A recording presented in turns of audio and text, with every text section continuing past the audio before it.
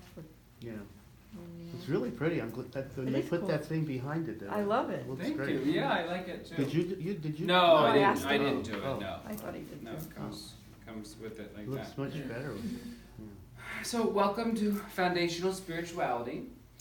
So this is a group discussion where we discuss things that are going to help us live a better life. So today's topic is energy, staying open, and pain. So moving, with energy and pain and staying open. So please, this is a very much a question and answer. If you have any questions, speak up anytime that you like. I work really well with answering questions, and everybody's a student and everybody's a teacher. So if there's something that you say that could help me or can help them or anything like that, so don't be shy. Today's topic is energy, staying open, and pain. I took this from The Untethered Soul, the book by Michael J. Singer. It's a little bit more writing, so there'll be a little bit more reading than I usually do, but it's really good information, and I wanted to have that as our topic tonight. So part 2, experiencing energy, infinite energy. There is a source of energy you can draw upon from inside. It is distinct from the outer energy source. When you are open, you feel it. When you are closed, you don't. It's been called many names in ancient Chinese medicine. It is called qi. In yoga, it is called shakti. And in the West, it is called spirit. Call it anything you want. Have you heard of the energy? I also believe that there's an earth energy that we can draw upon also. And he's talking about, there's an internal energy, and I also... Yeah, I noticed that there are places in the world where I've traveled where you can feel that spiritual energy at a greater level than relative to somewhere else. Yeah, there's Really? lots And of I've places. noticed that. Yeah. That's awesome. I've traveled to places where I said, I can feel a spiritual energy Yeah, here. like I think of Sedona, Sedona's one of them.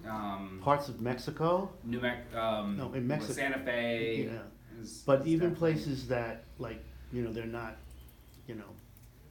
considered places where people think of typically. But maybe it's personal, but I felt it in Mexico. Mhm. I felt it in Peru. I felt it in parts of Brazil. And I think I spent a lot of time in Latin America. I think it's because, and it was interesting, it was where there was either indigenous or African cultures. Mhm. You could feel it really, I felt it, Mexico's an incredibly spiritual place. So I felt it in Mexico, Also, yes. very, very big in my recent trip. Mm-hmm. I felt it in Maui, Mm-hmm. that after that there was a special place that there, it's called the secret, the seven pools of God. Mm-hmm.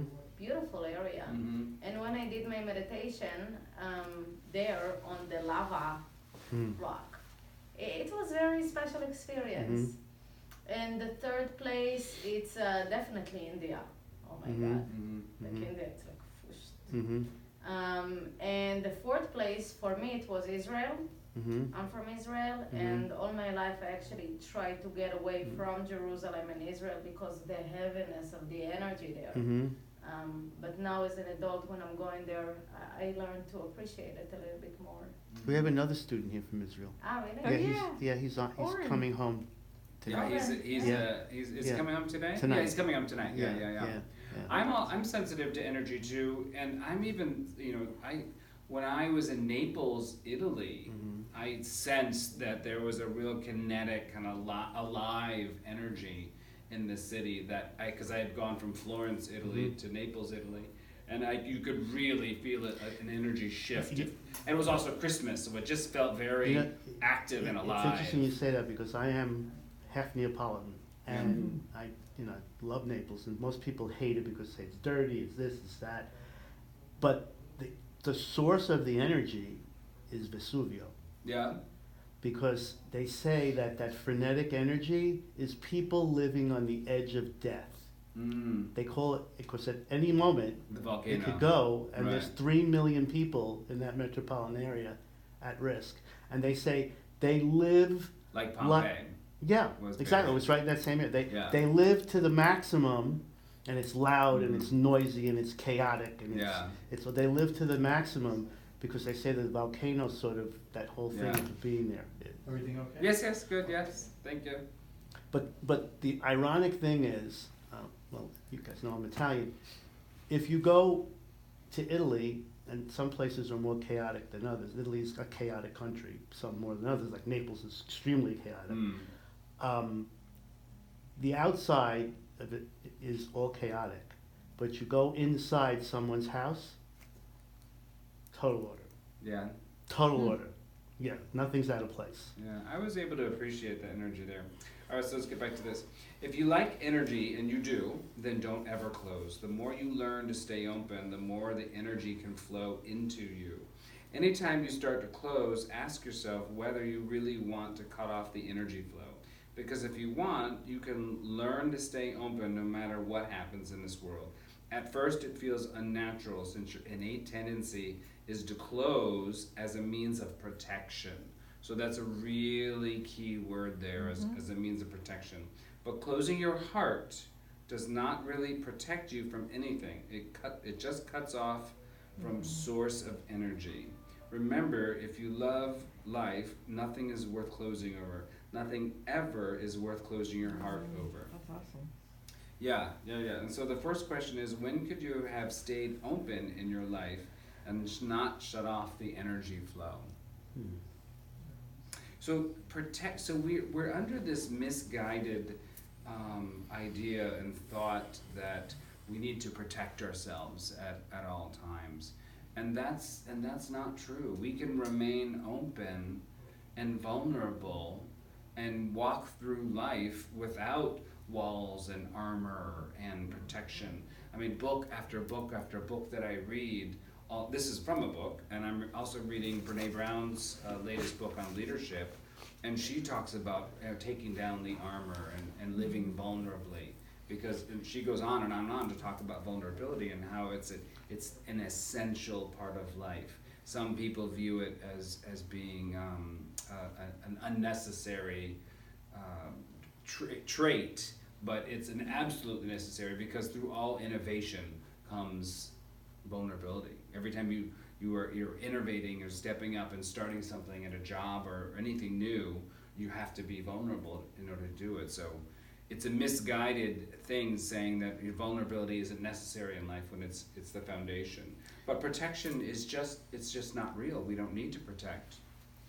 I was going to say that I've experienced, and more so lately than prior, but this sort of energy flow, and at first it's sort of like, wow, it's sort of exhilarating, and then there's a part of me that says, wait a minute, right? It's like you almost get, it's almost like, is this It really feels too happening? good. Yeah. And so then the protective thing starts. Pinches it off. Not necessarily. It's sort of, you sort of like ebb in and out of it. Mhm. It's like saying, it's scary because this freedom, Right. and I think what was Janet calling? We had called it freedom and something else in the lesson. She used freedom for redemption. Is the word? I don't know. In the Course in Miracles. Yeah, but I'm not sure which she one you're talking about. She equated freedom with redemption, I think it was. It's scary. In a way, It's scary it's if scary. you're unfamiliar with it. But yeah, How would you it's. become familiar with it? Yeah. So, I'll just But add this. look, I just wanted to Go ahead. finish, if you don't Go mind. ahead. But I learned that I just leaned into it. Yes, that's how you become That's familiar. it. with I leaned into it, and I said, "Do not be afraid." Yeah, And I leaned into it. yeah, And it doesn't mean it might not happen again, because it's to be vulnerable is the only way that you're going to get ahead. Yeah. And I realized that. So it actually becomes, it's spiritual, but it's also a mental process, because you have to remind yourself to lean into that. right, It just doesn't happen naturally. right, yeah. Well, it's a practice. Yeah. It's a practice getting comfortable with the energy and stuff. So in my daily practice, I have a morning meditation. For you, since you don't know, but they know. So I walk, I get up, I walk to the beach, I live about a mile, I meditate at the beach, I do my, prayers and affirmations at the beach. I also record a 1 minute, 1 minute life tip at the beach, and then I put that on social media. And what that does is it connects me to that energy flow, to my meditation, my affirmations, and my 1 minute video, my creativity. Hi, are you here for the spiritual class or the healing?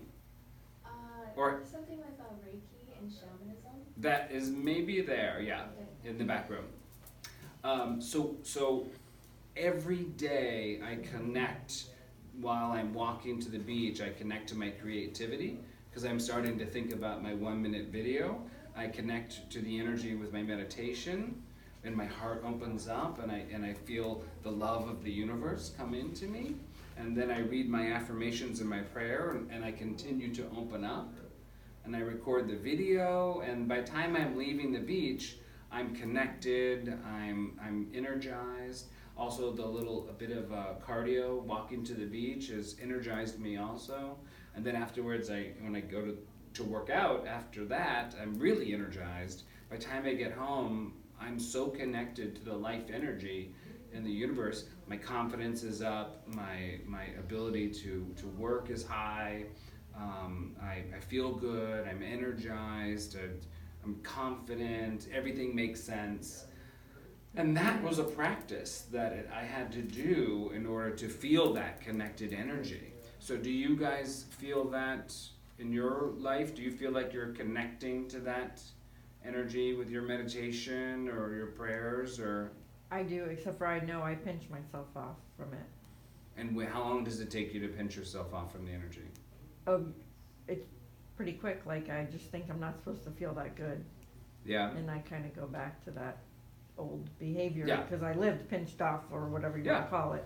So My whole life. after your meditation and after your prayers, how many minutes or hours? It could be within 10 or 15 minutes. And then I'm aware, like I lost it. Oh, And then okay. I'm like, I got to get it back. Okay. And do you get it back? I can get it back. You do. But it takes effort. It's Okay. a conscious It's a thing for me. practice. Yeah, like It's a Abraham, practice. like I picture you pinching a hose. You know when Mhm. a hose is Yeah, flowing yeah, and you yeah. hold it? Yeah. I feel like that's what I'm doing. Mhm. But that's just a learned behavior that's in my brain that I just have to be Right. aware that I'm in control of not pinching it off. Yeah. Yeah. Today I had an interesting day because I Go had ahead. one of those days where I just described as being the ebbs and the flows. Mm-hmm. And I actually had the opposite of you. If I get distracted and I'm not feeling it, I sort of get like, what am I doing here? Why am I concentrating on something other than, so I'm not getting that energy. So I go, I'm not really achieving what I want to achieve. So I'm not really running Do you away from it. start your day searching for the energy? No, I don't think about it So consciously. do you meditate in the morning? I meditate and I pray In the morning. in the morning. And that doesn't connect you? Sometimes if I have other things on my mind, I find it hard to concentrate. So in other words, sometimes you connect with your meditation and prayers, and sometimes you don't. Yeah, I have. It's not a daily But it's also occurrence. But today was really interesting because today, I had a lot of mixed emotions. Today I felt the flow, and then I felt ebbing in and ebbing out, and but through the whole day, even while I was working. That's fantastic. It 'Cause was that's really, exactly yeah, it was really. what we should be doing. But then I'd have moments of high energy, and then moments of like, oh my God, I feel exhausted. Really? And So it was one of exhaustion those is when days. you feel you pinched your hose. Either that or I didn't sleep enough. Yeah, there is physical tiredness, but exhaustion or that kind of tiredness could be. I did take a quick 10-minute cat nap today, so that was just a little bit of being tired, using just a quick cat nap. But it wasn't. I didn't feel pinched off or down or depressed. You could tell when you get a little. That you're pinching off that Mine's more energy flow. melancholy. Yeah, a little melancholy or something. That's the That's when word. you're Yeah. pinching off that energy flow. kind of thing. How do you feel? Do you meditate? You said you meditate. Is that on a daily practice, Yeah, or yeah. do you feel I that you? meditate once or twice a day. Mhm. I recognize since I start meditating, my empath ability is going crazy. Mm. Like really cool. Like really, really cool. So that means that you're connected. Yes. So if you're being empathic, then you are connected to source, to the energy, to the universe, and you're being able to receive information through Yeah. that energy. And at first it's happened to me only with, people that I love. Mm-hmm. It comes very easily to me to get to know what they feel. Mm-hmm. And with my practice, it's just a lot of people too, a lot of people. I found very similar to whatever you've been experiencing, but it's maybe that because I'm trying too hard. Because when I'm doing my meditation, I'm like, Didi, be positive, positive thoughts, be positive, connect to the source, be positive. And it's taking so much effort sometimes. Because it's a practice. Yeah, but sometimes it's like, come on. And like the next morning I would be more lazy to go into my meditation because the previous day it was so much effort.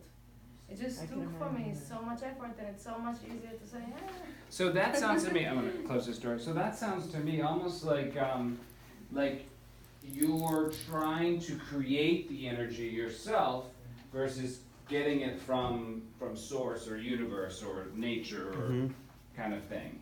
Like she's trying too hard. Well, she's trying to create the energy herself. yeah, I have issues with control. So you're I trying know to that control. I'm trying to let go and everything.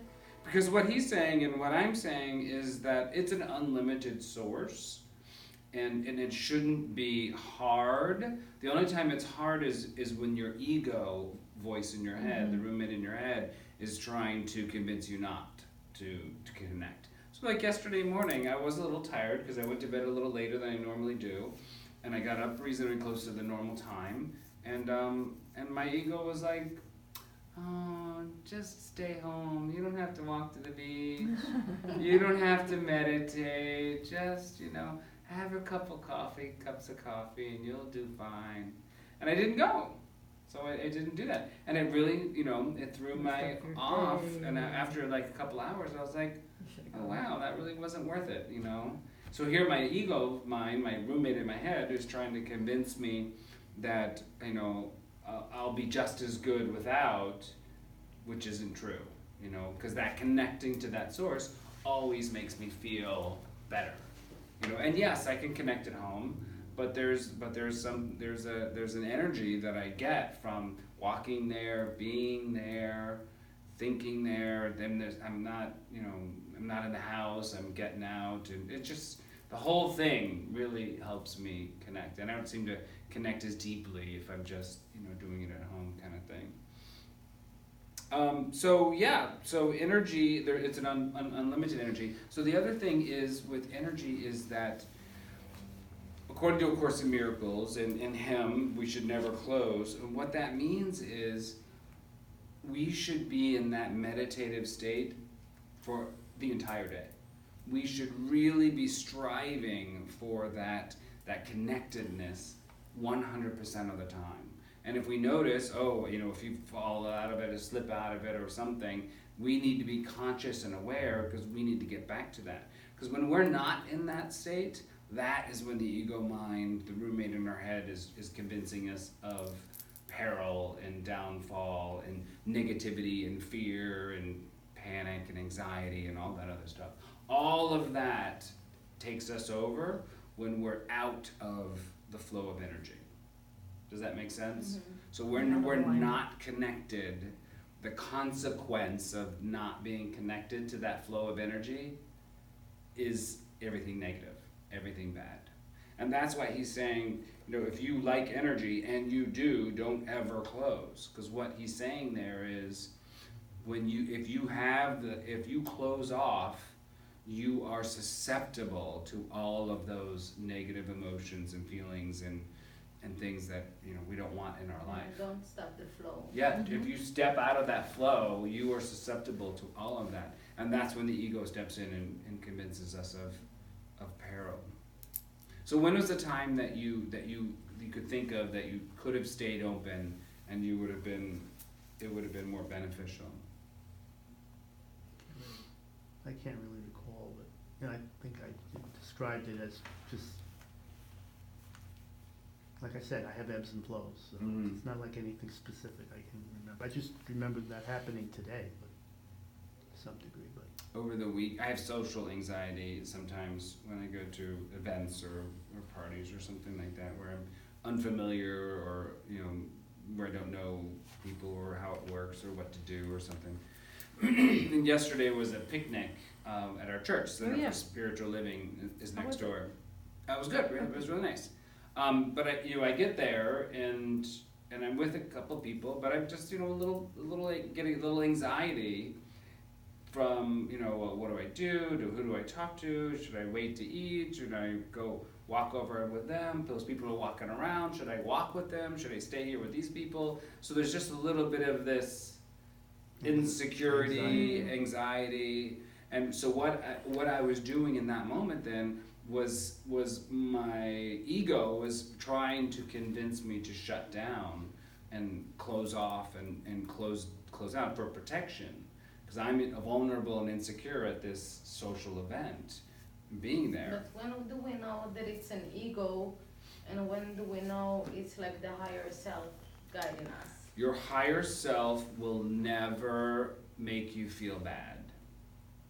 What about doubts? That would not be your higher self. Does the higher self can tell us?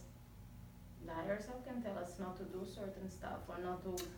I've never had my higher self tell me not to do something. I've had my higher self tell me to do something, which in turn means don't do the other thing. Does that make sense? Yeah. I've never heard my higher self say, don't do this. There would be a negative connotation, and I've never heard my higher self say anything negative. I've So only. if it's like doubts, it's usually the ego. Mhm. Did you Yeah. guys experience the same thing?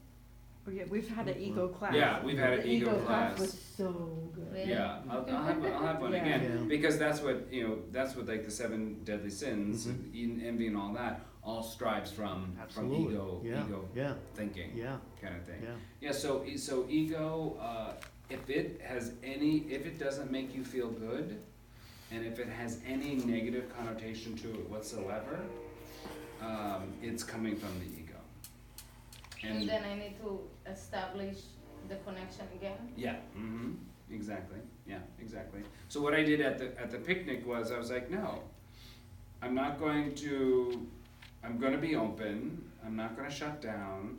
There's a lot of people here I don't really know, and but I'm just gonna remain open. And I stayed in my seat, and people came over, and I talked to several people, and I saw a couple friends, and they were gonna go walk, you know, after they ate, and I walked with them up the park, and like spent a few minutes with them, and then I came back and talked to some more people, and I really got comfortable by staying open. I Right, got the flow, comfortable, kinda. and I stayed in the flow. Flow. I got comfortable in my own space. One of the other things that I do in my past that I had done, when I get anxious in a social environment too, I'll eat. You know, I comfort eat. You know, I'll stand near the bar and eat the cookies and the crackers and the sugar and all that and other stuff.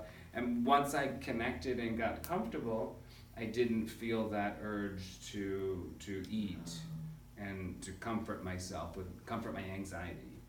So because I stayed open in that like situation. In balance, kind of. Yeah, well, I mean, I stayed connected to the flow, and I see. I didn't need to rely on food to comfort that, the but anxiety that I was feeling, that's good. because I was open. Yep. So that's an example for Wow. me that was powerful, Yes. because I know now the benefit of staying open and the negative of staying open. So if I would have gone to that and I would have felt anxious and nervous, I would have overeaten, I would have had too many sweets, I would have been closed off, I would have left early, I would have come late, left early, gone home tired, and that kind of thing. So it And is maybe in a not way about, socialized. it's about trust. It's about to say, I'm not gonna close, I'm gonna Mhm. remain open, and I will trust with whatever come when I'm open. Yes, Yeah. that's exactly it. You gotta tell It's her, faith, what do and I it's, do? and it's trust. Yeah. So, Course in Miracles, quote is, "What would you have me do? Where would you have me go? What would you have me say, and to whom?" So that's completely opening you up to any possibility whatsoever. So going to that, social event, that picnic, I said in the morning, that morning for my affirmation, where would you have me go? What would you have me do? What would you have me say, and to whom? So that was that day, go to the picnic, talk to the people there, and That's the allow. Yeah. anyway. I was trusting that everything would be okay Yeah. and I would be safe, and it was. And it was, And yeah. it was, yeah.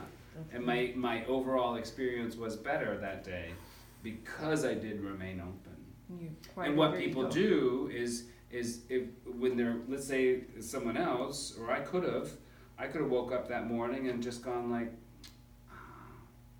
I don't feel like it, I don't feel like going, I feel sad, I feel depressed. And I could have stayed home and skipped the whole thing.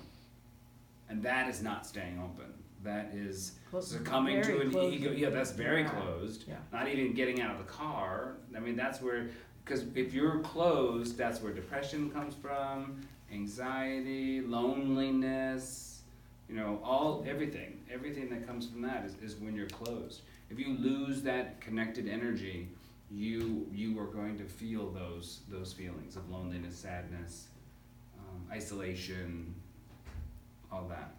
That makes sense? Mhm. Yes. Can you please just repeat the 4 sentences? Yeah. Where would you have me go?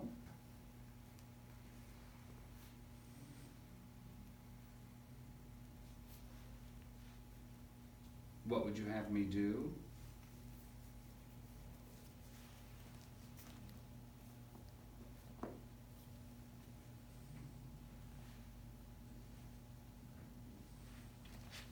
What will you have me say? And to whom?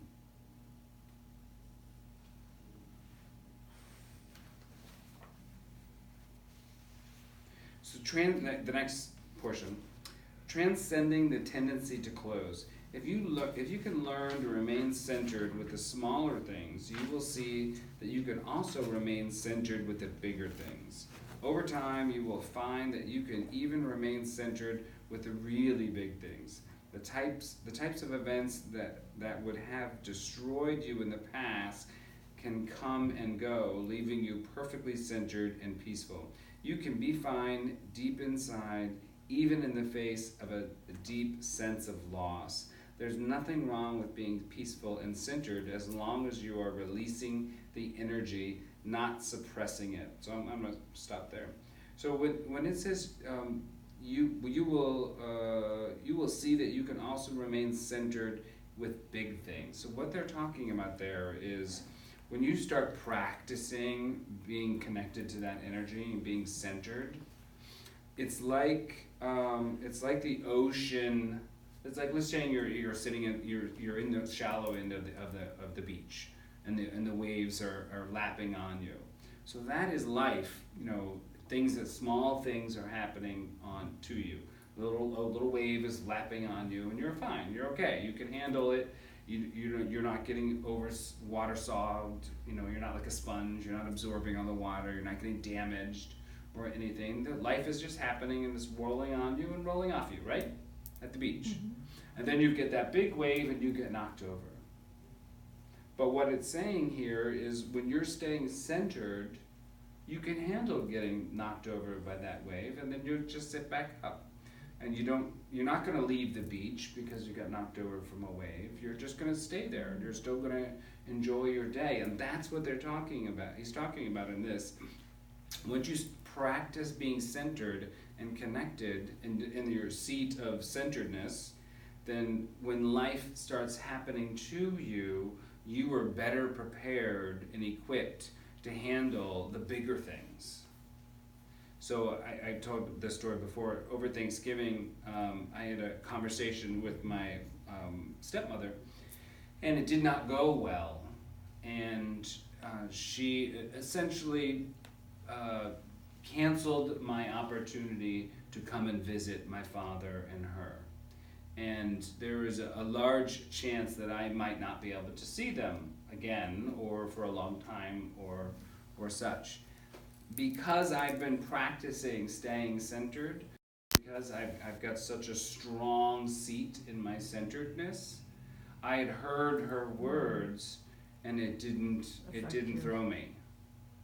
It just it went over me like a wave on the beach, and I was just like, and I just accepted it. I was like, okay, and this could mean that I might not see my father again in my life, alive, or in my lifetime, and that's pretty huge.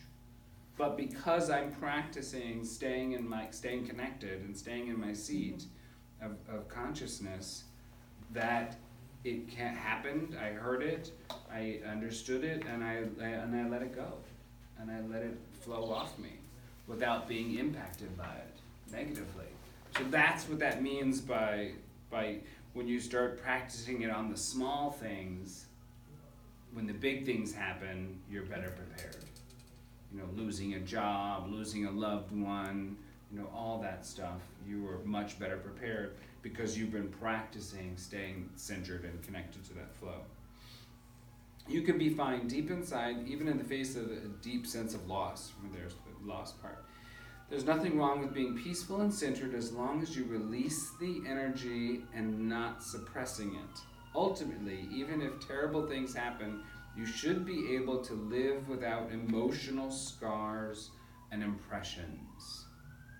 So what happened to me with my stepmother very well could have scarred me and left a deep impression on me. I could hold a grievance, I could have gotten angry, I could hold on to that grievance and keep it for years to come. I could tuck that grievance deep into my heart, creating a blockage in my heart. What does that sound like? Closing yourself off. Yeah. So that sounds like two things. That sounds like closing my heart, A. It also sounds like a heart attack, B. Oh. I didn't think A of blockage in your heart. Mm-hmm. I mean, that's a heart attack, you know, waiting to happen. So, I mean, he's drawing, he doesn't come out in the book and say that, but he talks about emotional scars and impressions in your heart and in your body, and they leave little blockages throughout your body, blockages of energy that build up in our system by emotional scars and impressions. If you don't hold these issues inside, you can go about life without getting psychologically damaged. No matter what events take place in life, it is always better to let go rather than to close. So keywords right there, let go rather than to close. So if something, you know, if a family member, you know, traumatizes you or something happens and you take on an emotional scar and it leaves an impression in you and you don't let it go, that is cutting off the flow, and that's when all the ego is going to wreak havoc. That's where your depression and grievances and anxieties and hardships and anger and pain. And Eckhart Tolle talks about the pain body, and if you're having emotional scars and impressions building up in you, that's making your pain body bigger in that sense. And you can't continue to live your life free and at peace and centered if you're holding on to all of these impressions, kind of thing. Does that make sense? Mm-hmm. Yes. Yeah? Freeing yourself. You will have good times and bad times. All sorts of things will happen. That's the fun of the journey. So don't fall. Let go. No matter what it is, let it go. The bigger it is, the higher the reward of letting go, and the worse the fall if you don't. So that's really huge. Which choice do you want to make there? There we go. You know, I'll read that again. You either let it go or you don't. There really isn't anything in between. So let the, I didn't read that again. Where did it go? You'll No have matter good what it times is, and let bad. it go. No matter what it is, let it go. The bigger it is, the higher the reward of letting go, and the worse the fall if you don't. Like, wow, why would we purposely want to fall and create more pain for us?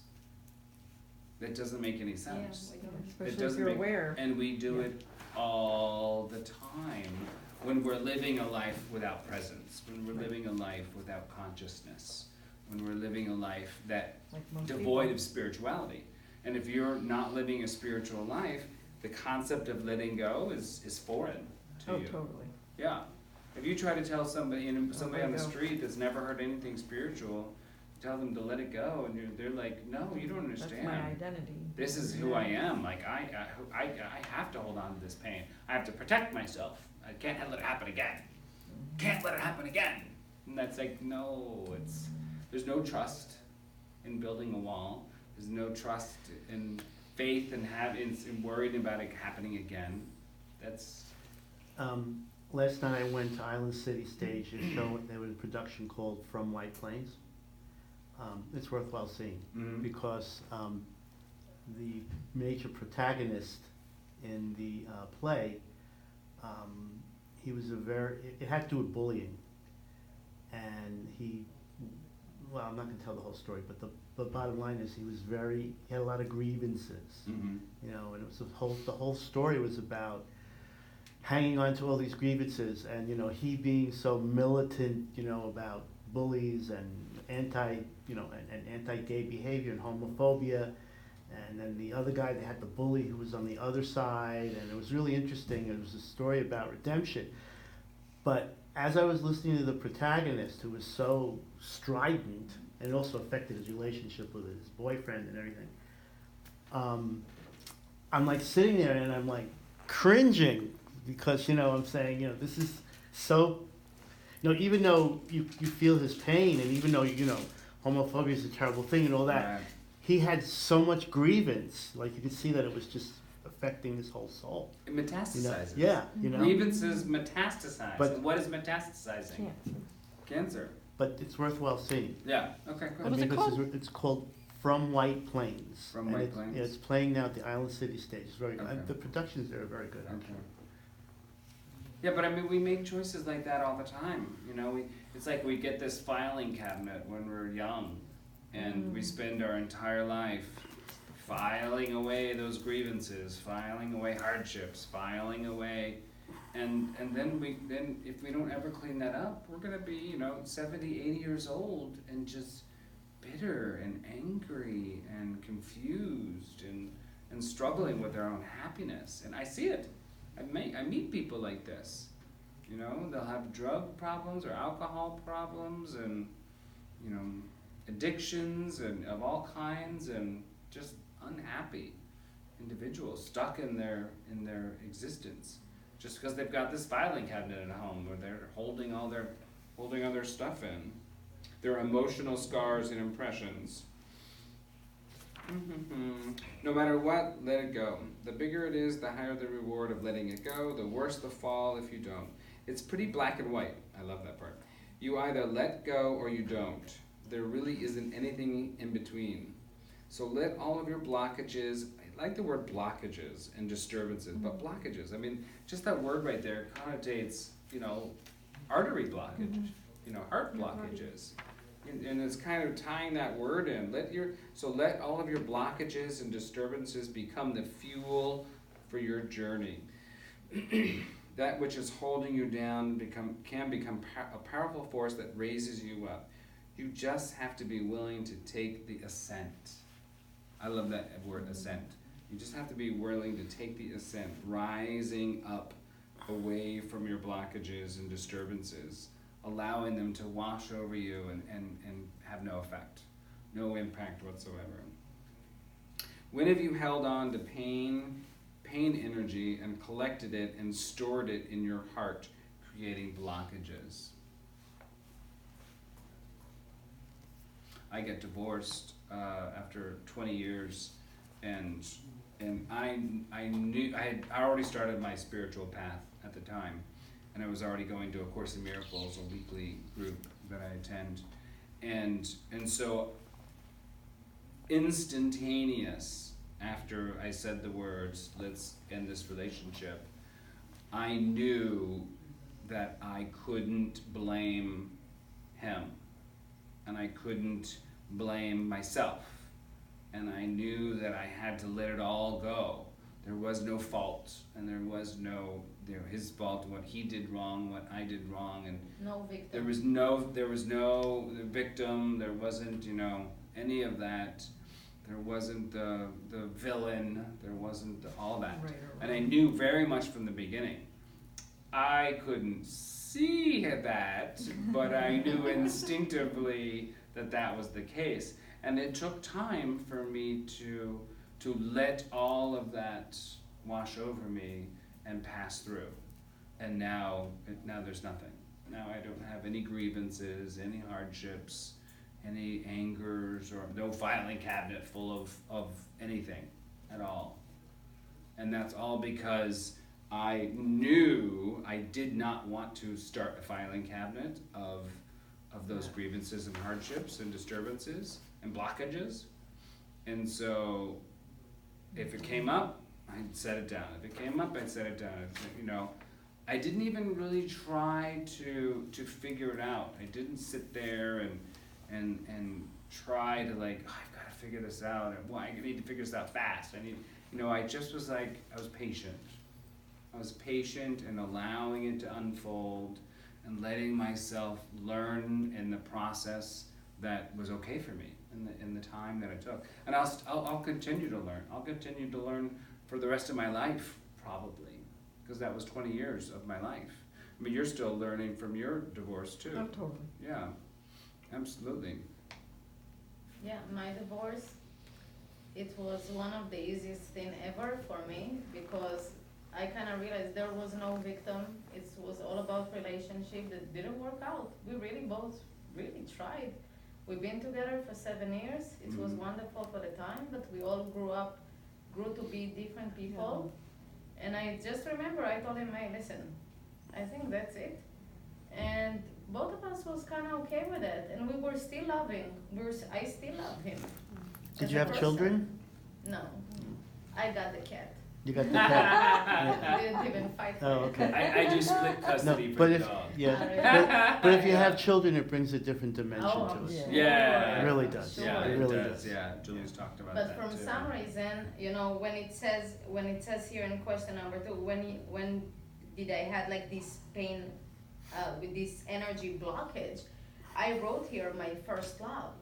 We didn't have any children then. It was just when I was 16 and I gave all myself up and opened myself up. And here I did experience blockages, and it took me until really lately to open that one up.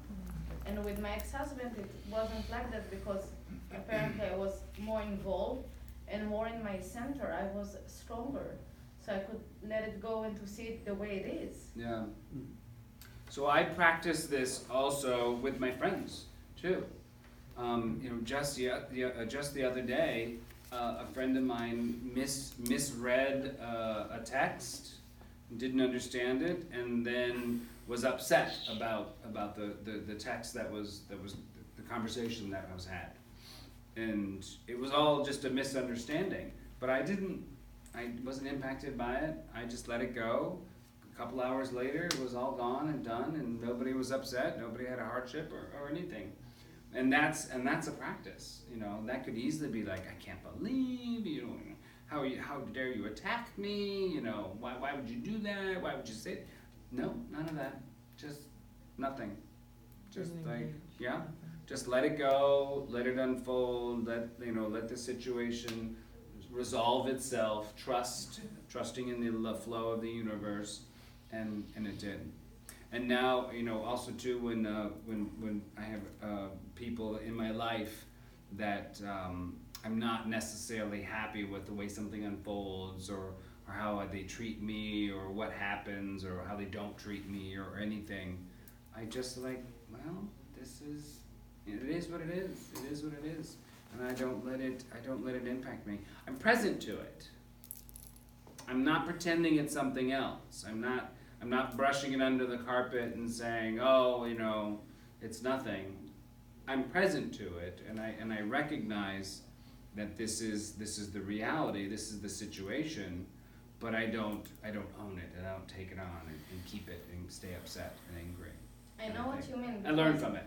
exactly what you're talking about. It's something that last week, it was very clear to me. I was after a meditation, and I kind of made myself a promise that I'm not going on autopilot again. And what does it mean? It means that if there is a certain thing that's coming into my life, sometimes I will work on autopilot and I can get like really mad on that because it's something that even belongs someplace in the past that it was my reaction and it's triggered something.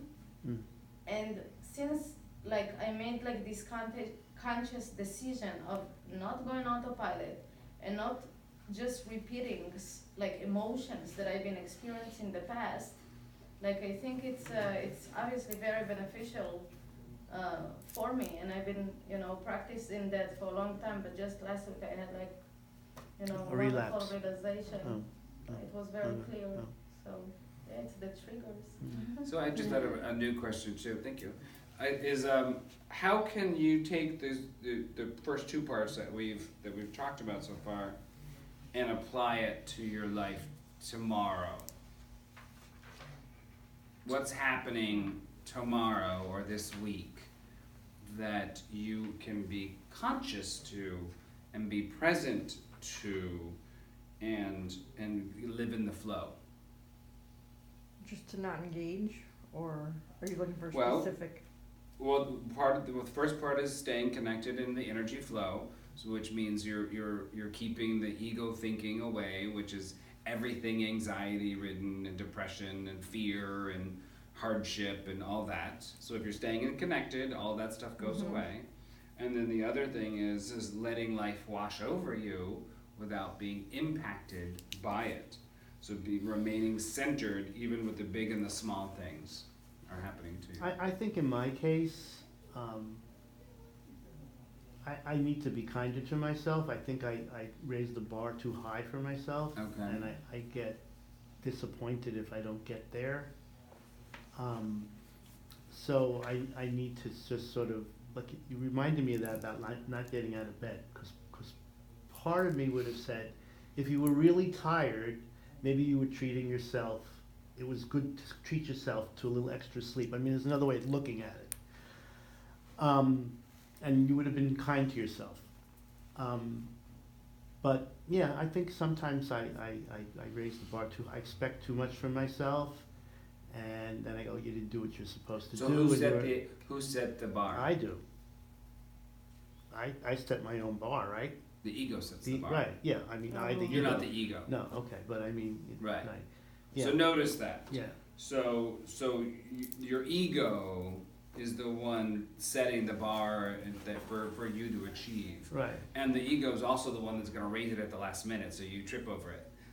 right. Kind of thing. So Well, that's why the spiritual journey is. Exactly. It ain't easy. So Yeah. in that sense, if you're being impacted by a bar that your ego set, Mhm. and you're being negatively impacted by it, Mhm. you're living outside the flow. Mhm. Does that make sense? Yes. Because if you were in a flow, you wouldn't have set a bar. Mhm. Do you see that? Mm-hmm. Yeah? Mhm. I see that. Yeah. So if you're living in the flow, You wouldn't. everything is cool. You know, what you accomplish is what you accomplish. What you get done is what you get done. Yeah? You good No, with no, that? Yeah? So this year, I've been transforming how I make money, and I was open to the universe for those options. It's part of my prayer system, my affirmations. And what happened was I ended up picking up more yoga classes. So now I teach, I'm teaching 5 to 6 yoga classes a week, which is, a lot more than my one last year. Last year I was teaching one class. Are they different levels? Yeah, a little bit. I teach one on Saturday. You could probably like that one. Like, I'll invite you to that Saturday at 11. it's a beginner's class. Yeah, mhm. Yeah. Yeah, it's very Do you have chill. yoga plus meditation? I include a meditation at the beginning and the end. So yeah, like a couple minutes on either end of it. Where's the Saturday at 11 one? Titan Gym on Federal Highway. Where- Saturday, Is it 11 to 12. For Is anybody? that on Yep. the- Mhm. Is that Yeah, on the- $5. Is that on the bend there by Sears? No. Federal Highway. No. So that's near J Mark's restaurant. Oh, okay. in Federal High. 13th Street is right Okay, there. I know I've passed it a million times. Yeah. So Titan Gym is on the east side of the street. Oh, okay. Oh, is it where Stephen? Yeah. Oh, there, okay. He does his. Where the, his where that Personal church is, training? Yeah. the Church of the something or Yeah. other? That's just a little south. Yeah, okay, Yeah. yeah, yeah, Are you So- gonna go? I might. Saturday. Let's go. Saturday, Come. 11. We should go. You Okay. should come. That'd be great. Yeah. As long as Bring it's my- I beginner, have- because It I'm is. an It's I idiot. have very the map. chill. It's very. The only thing I'm afraid of, I still have this thing with my shoulder. It's okay. It's very chill. Very easy. You'll like it. Okay. All right. So, anyways, back to this. Okay, Okay. sorry. So the point is that so I increased my yoga, and so I teach right now. I'm teaching Tuesday, Wednesday, Thursday, and from 10 to 11. So I do my morning practice, and then I work out, and then I teach yoga, and so I'm not getting back to the house to do work until 11:30 at the earliest. And so that's only leaving me half day to do all the other jobs that I do and stuff. And so I'm losing more time. And so I'm trying to live in the flow and not in the fear of being overworked. And so I'm just like, okay, well, it's gonna get done, and I'm gonna keep doing my best, and I'm staying connected, and I'm not allowing my centeredness to get off, because then I would get, anxiety and fear, and I'm Right. too busy and all that. So I am staying centered Not in feel myself, overwhelmed. so that I'm not being overwhelmed in that. And I'm just getting used to the new schedule, because this isn't a schedule that I had before. And you stay centered by doing your daily routine with the meditation. Yeah, and I'm and still the doing that. creativity. Yeah, I'm still doing that. So, So all that work you're doing in the morning is actually keeping you yeah, in alignment it is. Yeah, yeah, to be able to do yeah, your other work. exactly. Yeah, exactly. That's good. So I'm just learning the new flexibility of my new schedule, and I'm just going with it. And I have gotten busier with appraising. I'm also a real estate appraiser, and I've gotten busier with that. So, and that's a specific time cruncher kind of thing. That is a little more difficult work. Yeah, So, definitely. so yeah, that's staying awesome. centered and living in the flow. Did I finish this one? Well, yeah. What have you held on to? What pain, energy have you collected? And so, well, that was what I was going to ask you. Are you having some work stuff that you're working It on? was. It's better. It's better. So is there any learning that you could share with us specifically about that? If you could go back with what you learned today, what would you do differently? The whole time I should have just known that I did everything positively the way it was supposed to be done, therefore the result would be what it was supposed to be. And I was doubting myself. And so you were. I was doubting myself because he was doubting. You I were felt like he was doubting me. disconnected, Mhm. which made your ego run amok, Oh, amok. Yeah. and you were leaning into the ego conversation, which was negatively impacting everything, I couldn't which shut took it you out of your seat. I could not shut it off. Right. And were you how was your meditation when you were meditating? Oh. Or did you stop doing that too? I couldn't do it. My mind was like racing. So you all weren't the even time. meditating? Yeah, I was defending myself. Like in my head, I was going, like I hated my state of mind. Those couple days was horrible, and it wasn't okay till this morning when he called me to tell me he got $46,000, and I was like, I knew I did it. I knew I did it right. Like and I was mad at myself for doubting myself, and I was like, you knew it. You knew it the whole time. And then I felt good. I was like, okay. Yeah. But I let it get a grip of me. So another thing is, let's say that hypothetically, let's say that the situation went bad, and then she was told not to come back. What's the worst thing? That would be the best thing. If you have faith and you're connected to flow, then that would mean you weren't meant to be there any longer. I came to peace with that. And that's the best thing. I- So it's I- a win-win. Your life is a win-win situation for us always. I So agree. it's like, think about going to marriage counseling. It's a win-win. You walk out of marriage counseling, There it's you gonna go. win-win. Either you're gonna get better or you're gonna divorce. It's a win-win, Totally. right? I get it. Yeah. life is a winning game. We are never losing at life. Unless we get unseated out of our peace and we're unable to breathe and focus and have doubts and fears. If we're allowing the ego to run amok in our life, then we're choosing hell. We're choosing to live life inauthentically. And I do have a really good lesson. I was struggling horribly for like 2 days, and my sister, who is not very awake at all, I vented to her because I was really upset, and she said, just pray about it, because that's her thing, just pray about it, which is fine, whatever works for whoever, I get it. Which is, we believe in that too. Yeah. I mean, Meditate on it, Yeah. whatever. yeah, And, affirmations, the coolest thing happened, these two ladies were coming up to my door the next morning, and I was like, just say something positive to me, and they were like, God always provides. And I was like, there, I got it. I was like, yep. And I wanted to just say, you don't know how bad I just needed somebody to knock on my door to remind me of that. Literally, knock on my door. And I was like, okay, you're fine. Whether you stay, whether you go, But there's two ladies everything's like always gonna work. Jehovah's Witnesses or something? Probably. Oh. And they were doing their little duty on my street, knocking on everybody's door, and Most people don't wanna answer the door. I needed to. I knew they were Yeah, coming to yeah, tell me yeah. something. Yeah. And I thought, I have to listen. And I heard them loud and clear. And then an hour later, we went on vacation, and I was like, okay.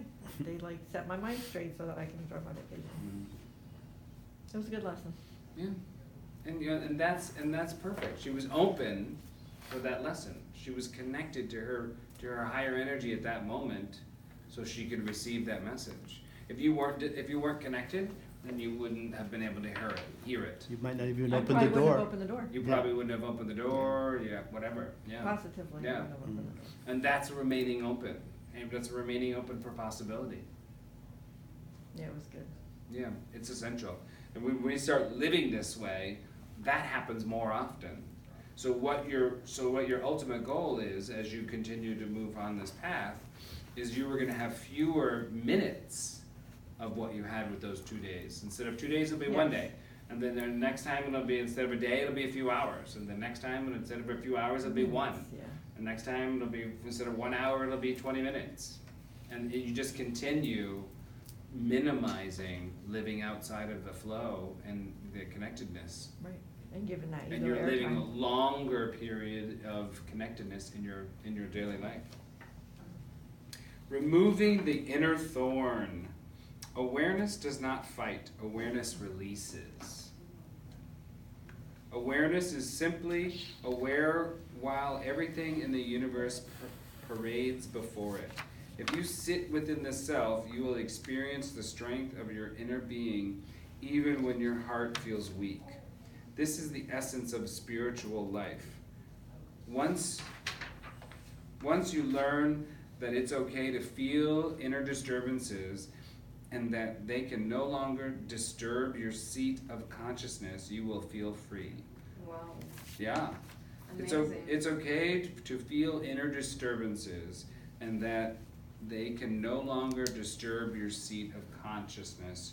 You will be free. Unbelievable.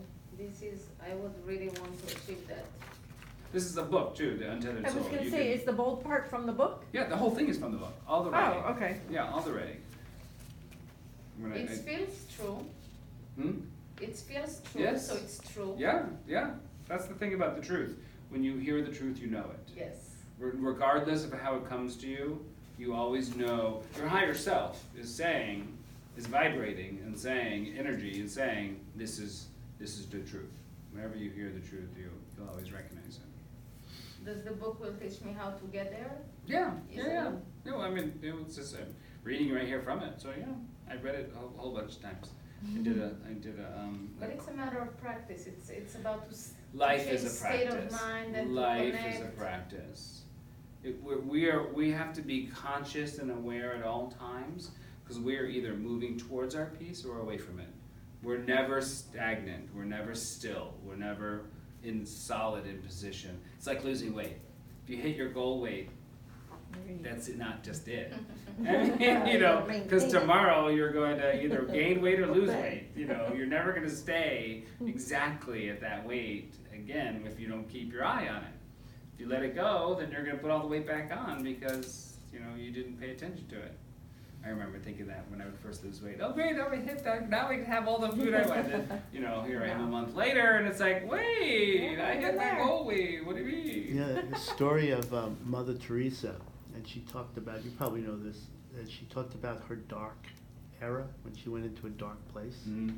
And, you know, her spiritual journey, I mean, you think of Mother Teresa, you think of, she's a saint, right? And even she had her moments of darkness. Which You know, she didn't believe in faith. I think. Right, yeah, she lost her faith, she was struggling so much about her the, faith, yeah. about the, all the, you know, the injustice in the world, and Yeah. poverty and all that, and she was struggling against it, you know, and not feeling like she was making Yeah. any headway, and she said, you know, and her attitude was, you know, the path of faith, you know, you stumble, you know, you go through your dark periods, you know, and then, you know, somehow or other, because God is always with you, you come back. And the more we practice, the shorter the time that dark period is. The more we practice and staying in that centered spot, the less time we spend in the dark The place. stronger the spiritual muscle. Yeah. But she probably had that because she had that foundation. Yeah, Had she been somebody else, she might not have made it past it, yeah, you know? yeah, exactly. Yeah, because she was in the gutters. Yeah, You literally, know, literally yeah. in the gutters Yeah. with the homeless and stuff, Yeah. doing that whole thing. So I'll read that sentence again. It's okay to feel inner disturbances, and they can no longer disturb your seat of consciousness. You will be free. You will begin to be sustained by the inner energy flow that comes from behind you. When you have tasted the ecstasy of the inner flow, you can walk in this world, and the world will never touch you. That's how you become a free being. You transcend. Wow, amazing. Yeah. So this is talking about transcending. I mean, What is transcending? transcending. Move beyond. Moving beyond. Yeah, that's a transcending, and like in spirituality is, you know, is moving from your unspiritual self into your spiritual realm. Like Jesus transcended, you know.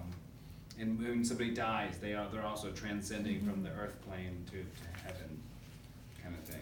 So what he's talking about is that if we practice this, living in the flow, and in the seat of our consciousness, we will be free, and we will transcend from the pain and the anger and the ego control of our life into a peaceful existence. Do you know any person that achieved that? Eckhart Tolle says he has achieved that. Do you know Eckhart Tolle? The No. writer. He did A New Earth and The Power of Now. Oh, yeah. Yeah. I got it. There are people that resemble it. You know, we don't know that for sure. But Wayne The Power Dyer. of Now, it's a book about awakening. Yeah, yeah. New Earth is about Enlightenment. awakening. Yeah, but you know, Deepak Chopra, Wayne Dyer, you know, Eckhart Tolle, the spiritual leaders of today. They are reaching a transcending energy where you know, they're being less impacted by. I mean, that's what all of this is teaching us: is to not be impacted by the stuff that happens for us. Life happens for us, and then we'll be able to be free. Life will continue to happen for us, and we just continue to let it happen. And being free and transcending is just not being impacted by that. That's the way I want to live my life, Me too. and that's the way I want to move forward in my existence. Throw out the file cabinet. Yeah, Yeah. exactly. You know, melt that sucker down, make it into a little Burn it. pendant. You know, kind of thing. Pain, the price of freedom. Remember, if you close around something, you will be psychologically sensitive about that subject for the rest of your life. So this is talking about removing your inner thorn. I'll talk about that in the book. It does a really good explanation about it. So what happens when you get a thorn under your skin, It's hurt. Also an infection. right? Mm-hmm. So it hurts, right? What do you do with it? Try to get it out. Right, Get it. right. So what happens when something happens to you and you get hurt emotionally? What do you do with it? Some people keep it, and other people don't pull it Yeah, out. You're going to therapy. Depends on what, um, yeah. So Depends on how you so react think to it. of that. Think of the thorn as your divorce. I can pull it out, or I could leave it in there and it'll keep rearing its ugly head. That's a really good Mhm. analogy. So that's what the analogy of the thorn is, removing your inner thorn. So what he says is when The ego is our thorn. a situation, life is, you know, so your divorce, my divorce, our divorce. So that could be our thorn. And naturally, when we get a thorn, we would pick it out and let it heal. But we don't do that with our pains. We put them in the filing cabinet. We hold on to our thorns. So he goes through this long explanation about you've got a thorn. Well, you don't want to bump it on something, so you build an apparatus around your thorn to protect it instead of pulling it out. But then this apparatus is kind of big and bulky, so you build another apparatus to go around it. But then you start dating somebody and you want to be able to be intimate with them, but you can't because you got this big apparatus. So you design a new apparatus that will allow the two of you to be intimate, but yet protect your thorn. And now your apparatus is too big for the house, so you have to change all the doors in your house to accommodate your new apparatus. Well, you wear a Now you're crown, free. or you wear a crown of thorns and you become a martyr. Yeah, exactly, yeah. And he goes on and on and on about now you're sleeping in your apparatus, so now you have to design a new apparatus that will lay in your bed so you can sleep comfortably, and then you're free. And you just keep going and going and going, protecting this tiny little thorn instead of. Put it And so what the thorn is, what the protection is closing down, isolation, depression, putting up walls, not meeting new people, addictions. All of that is what we do to protect the thorn that we're holding on to. Get that? So all the negative things that we're doing are all of our tools to protect the thorn. Let me ask you a Addictions question. and everything. Which thorn did I need to take out if I want to get clarity and certainty? Because my issues, it's with like, not self-doubt, the other word. Fear, anxiety, Self-esteem? self-esteem. No. Unworthiness? That I'm second guessing, and like I'm not sure about my goal. Right. Sometimes, you know, when I made a decision, I went with that strong, and it was an easy path. Right. But the bigger issue I have, especially in business, in love, it didn't happen to me. I knew he's my true love. Now we're together, we're all good. I know. Mhm. But with my business, sometimes I'm like making a decision, then like 1 second, doubt. Mhm. Like, did I make the right decision? 1 second, maybe I don't, maybe I need to do something So else. who are you having that conversation with? With myself. Only. Or Or the ego voice? the ego. So doubt is from the ego. But what my ego trying to accomplish? So in a Course in Miracles, the metaphysical ego, the one that, you know, Marianne talks about, Deepak, Wayne Dyer, and Eckhart Tolle, and everybody in A Course in Miracles. So the metaphysical ego, and him too, he calls it the ruminant in your head, is what he says in the book. So the ego is the voice that constantly speaks in your head. Its job is to speak and to keep talking. A Course in Miracles says that the job of the ego is to kill you. Yeah.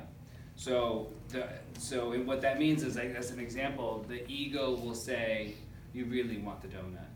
You really, I know you've been on a diet, but you really want the donut, and it's gonna be fine. You won't gain any weight. Just have the donut, and you'll be fine. You really want it.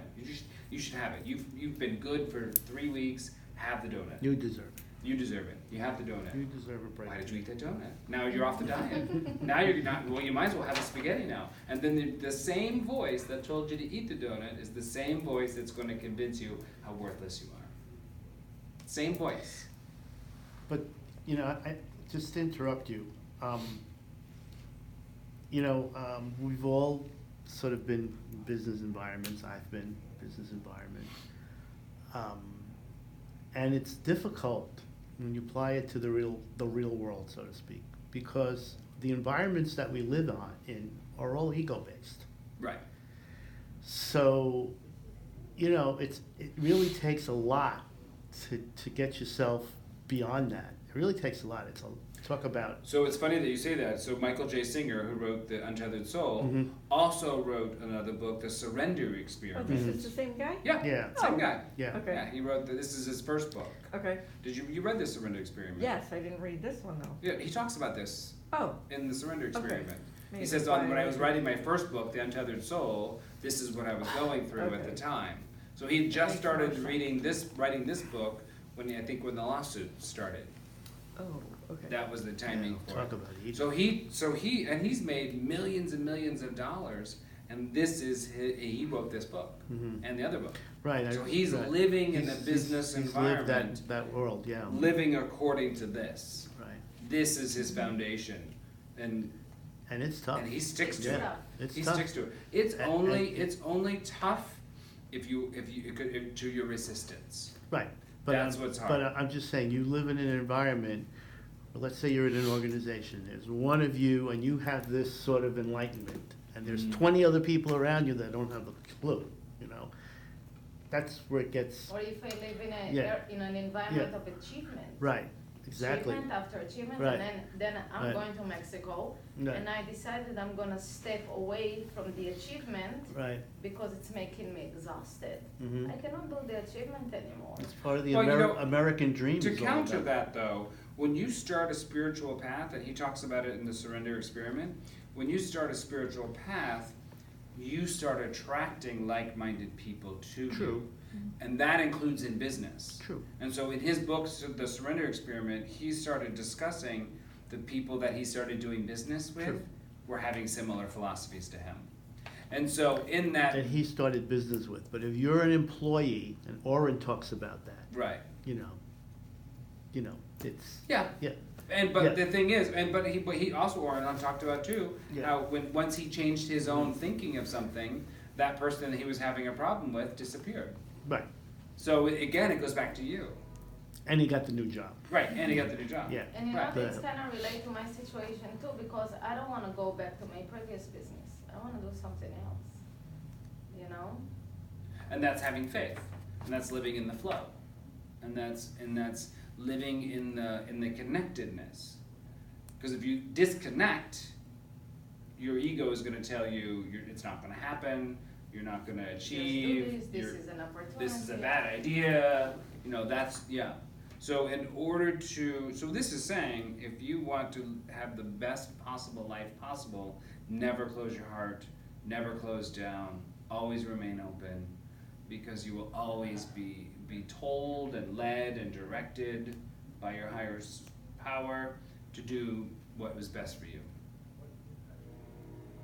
And especially if you're trying to start a new business or something like that, that is absolutely the time you want to. You'll know when you're connected because you feel good. It feels good and it feels right, you're doing the right thing. If it feels wrong and forced and you're insecure and scared and sad, then you should look at that, because maybe you're not doing the right thing. Your ego class was one of my favorite classes. Yeah. I took so many notes, but there was like you said, your inner being will always treat you with love, or Mhm. to decipher. He was teaching us how to decipher when we knew it was ego and when we knew it was our inner being. I need to take this class. Yeah. Yeah, All right, maybe I'll it might do be it. in the paperwork. Maybe I'll that do you it next gave her. week. Yeah. Maybe in a previous It was class. older. Maybe I'll do it Oh. next week again. It was. I would Because really because have when to. he was talking about envy and stuff, that all It's ties ego. into. Oh, yeah. Seven deadly sins. Yeah. Holy Ghost. The ego is a great class. I think it probably should be taught more. Okay. Because maybe we I'll- all maybe deal I'll- with I'll it. do that again next week. Yeah. Yeah, because the connecting to our higher self, flow, energy is what he's talking about in this book. Everything always goes well. The surrender experiment, the other book that he wrote, he's always stayed connected. Everything He did. went well, even when things are going bad. Yeah, major. He was work. still Yeah. connected, and things were still going. Yeah, for he him. had it mastered. Mm-hmm. Yeah. Yeah. Did you finish that? The surrender experiment? Yeah. I listened to it. Is this one on your book? Audio or no? Yeah, it is. Oh, really? Yeah. I think I I go just to listened Davey to it. tomorrow. Yeah. Alright, so we'll get back to my reading. So, because you stored it inside of you, you will be afraid that it will happen again. But if you relax instead of closing, it will work its way through you. That's the pain. Work its way through you. If you stay open, the blocked energy inside of you will release naturally, and you will not take on any more. This is the core of spiritual work. So, like for me with my divorce, I allowed my divorce to release naturally. I didn't force it, and I didn't try to hold on to it. And over time, I learned and grew, and I released my pain naturally. And when it was first happening, I was really upset with myself because I couldn't understand it. It was 20 years, it was a long relationship, and it was over, and I couldn't understand it. I couldn't see it, couldn't figure it out. And at the same time, I knew that's okay. I'm not gonna understand it today. I'm not gonna force it. I'm not gonna beat myself up. I'm not gonna be angry with myself. I'm just gonna let it unfold and see where it goes. And I was patient, and it did. It did, and now I understand it. Now it makes sense. And now look at me. I'm doing this, you know. If I was still in that marriage and stuff, I probably wouldn't be sitting here doing this kind of thing. This is the core of spiritual work. Dun dun dun dun. When you are comfortable with pain passing through you, you will be free. That is such a great line.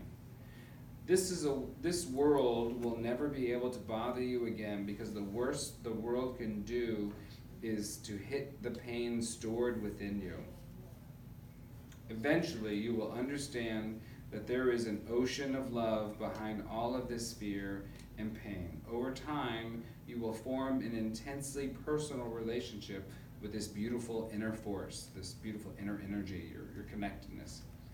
It will replace the relationship you currently have with inner pain and disturbance. Some people live their life with inner pain and disturbance, and that is their existence. Because they don't know any other way to live. No. I believe that. Yeah, that is their existence. We know people like that. Mhm. No, there's no question. We know people like that, and this is their existence. And the idea of a kumbaya life. I've had people tell me this. What do you think life is all kumbaya? Yes, I do. And they're just like, you are nuts. Mike even said that to me. Yeah. He said, "What am I just supposed to let it all go?" And I was like, Yes. Yeah. That's exactly it. According to this paper, I just read it right here. Let it go. And it was in bold. unbelievable. Yeah. I mean, and there's people, you tell people this, and they're just like, No. Not ready to hear it. Are you like? It's just foreign to them. They can't imagine living a life without their pain and their anger and their hurt and their frustration.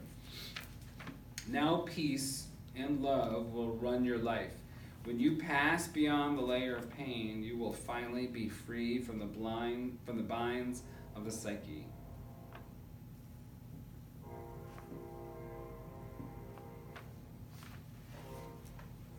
So what thorns are you holding on to now?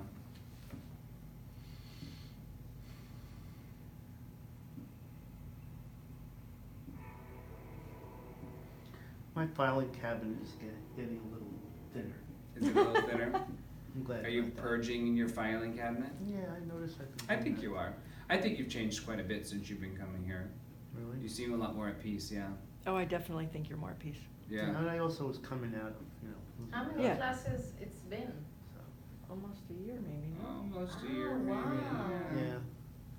When did I start? In Yeah. October? I think Probably, so. I think. Yeah. Yeah, it was it was still pretty raw. But, yeah, I've been going through the filing cabinet. Yeah, I believe you have too. I believe you have too. So about pain, when we're talking about pain, you're talking emotional pain, or are you talking physical pain as well? Emotional Oh. pain. I mean, your emotional pain causes physical pain. And that's what I wonder, because I think of his shoulder, Yeah. and it Well, makes. have you been seeing me going? I don't know why I have pain tonight. It's just your bad shoulder from Yeah, when you tonight were. I have pain, I don't know why. But that makes me wonder, so if his pain is acting up, or I have a headache or Yeah, something. absolutely. I know I'm supposed to say, I welcome this pain and let it go, release it and all this stuff, right? Yeah. But so how would he, does So- that mean something's So yes, absolutely. So our health is a direct reflection of our of emotion? everything that we're happening in our life. Well, I got a cold. I had a cold last week. Oh, yeah. And that comes from confusion. I don't know what it was, but I was confused about It's something. funny that you should bring that up, because 2 weeks ago I had my appointment with my orthopedist. Now, I fell almost a year ago. It's been April 3rd since I'm still in physical therapy. So I went to my orthopedist, and he had said to me, well, if you don't progress, I mean, we could do this, I can sedate you, you can go under anesthesia, then I can manipulate you, but the only thing is, it might be a little painful, and you have to go through PT again, and it's not 100%, and blah, blah, blah. So then I came back, and I said, I thought I wasn't progressing. So he says to me, well, I think you are progressing, and I'm not gonna rush into this, it's not really an operation, but it's a manipulation. And he said, and some people take 2 years, which means you may have another year ahead of you. And I have to tell you something, I was so relieved, because some people would say, oh, shoot, I have to go through a whole nother year of this, and I said, great, because if I can go through a whole nother year of this, that means there's light at the end of the tunnel. So I just Oh, it's took your it frame of You know, completely. you could start different. saying it's only gonna take you 6 months. I could say that, but You what, can change, you can say in your own head, that, like, no, doctor, But it will take me 6 but months. I didn't period." really get too hung up on the amount of Right. time. What I got hung up is the eventuality of Right. getting well. That's all Right. that mattered to me. Right, But I know what you're saying, but that Yeah. wasn't an issue for me. yeah. So it actually made me feel better about, Mhm. going to my PT, but today I don't know what the heck went on, but he changed my. Like I fractured my rib and they told me it takes 6 weeks to heal. So in my mind, it took me 6 weeks to heal. Exactly what I decided in my head. Was, how you agreed was- with the 6 I weeks? agreed what the, Either that or the doctor prognosis knew what he was. was doing, so, Yeah. give him some credit. yeah, yeah. But, But yeah, Yeah. our health is a direct Yeah. reflection of yeah, our pains and our anguishes. And yeah. so when you meet people that are like super unhealthy, with all kinds of different, like, wow, I don't want to be inside them. Imagine imagine the filing cabinet they've got going. They probably got themselves You on. all.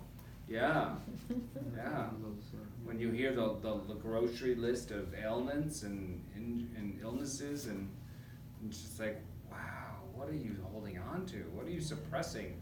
What are you choking Well, down? they use illness so they don't have to engage in life. Yeah, exactly. That's one is definitely a tool. It's a tool of protection. Illnesses. So they become victims. So that's it. Do you have any thorns you want to remove? Yes. To remove doubt, that's my biggest thorn. So, in other words, to be able to listen to your higher self and ignore the ego voice. Yes. So your thorn is I not was being. about to say control my ego, but then You don't ego- control it. Yeah, it's going to keep on talking. There's no, I had somebody once told me that they tried to argue with their ego, tried to have arguments and try to win with the ego. So ignore the ego. Yeah, That's- ghost that thing. Do you know the expression ghost? Yes. Yeah, ghost that ego. Just completely don't speak to it whatsoever. Just ignore it. And then when it talks to you, it's like, no, No, thank you. no, thank you. I'm not gonna believe that. I mean, I do it all the time. Money issues or weight issues or anything that's happening. Nope, I'm not gonna listen. Bad hair days. I have faith. Yeah, I have faith that it's gonna work out, and I'm not gonna succumb to your fears and anxieties and what you're trying to tell me. So, Yeah. And I do have big faith. I kind of feel that I have faith with me. Even with my investment firm, I always say we, and it's weird because it was just me, you know? And I always felt like I've been really supported with, you know, any venture. So. I have a question to ask you. You said you Yes. had to leave Jerusalem because the spirituality was too intense. Explain that. So. I mean, when I know was- what Jerusalem is, but you know, yeah. Did you be in Jerusalem? No, but I know they know it's Christianity and Muslims and Jews and it's the city, holy city, and all that. So, yeah, Yes, but regardless of that, yeah, the energy there is so intense. right. Like so much stuff happening there and so many, you know, strong feelings. And I remember as a teenager even, Mhm. I was, you know, my mind, my higher self always been talking to me and stuff. And, you know, it was really hard for me to pretty much experience all of this, like, intensity. It's intensity above all. It's not about religion, it's not about anything like that. It's like, think about a land that so much stuff actually been happening there. Mm-hmm. And you know, the land does For have thousands an of effect. years, And the land and every stone saw so many stuff. Mm. And even as a kid, I always tried to get away from Jerusalem. I went and lived on the beach next to the Sea of the Galilee. I went to friends up north. And when I had my moment after I finished with the army, with the Israeli army, I took my deposit for the army and I bought a flight ticket to come here. And I kind of stayed. But it's been intense. It's just, and I'm sure that if you feel energy, once you're gonna step into the land of Jerusalem, you will feel it. It's There on is my a thing bucket that- list. There you go. And there is a thing that's called Jerusalem syndrome. Mm. Jerusalem syndrome, it's someone outside of Jerusalem, like a tourist, coming to Jerusalem and feel like this intense energy. And then they think that they're the Messiah because they feel something that they never felt before. It's true. Yeah? Yeah, there is the Jerusalem syndrome. It's something actually that's been known for. Well, they have a calling. There's something. No, It's just special. It's intense. Yeah, It's intense, yeah. special place. Yeah, Yeah. and intense. All right, well, thank you. I'm going to drop the video now. Thank you, everybody. I'll do the meditation. I'll pass the thing. We'll pick the card.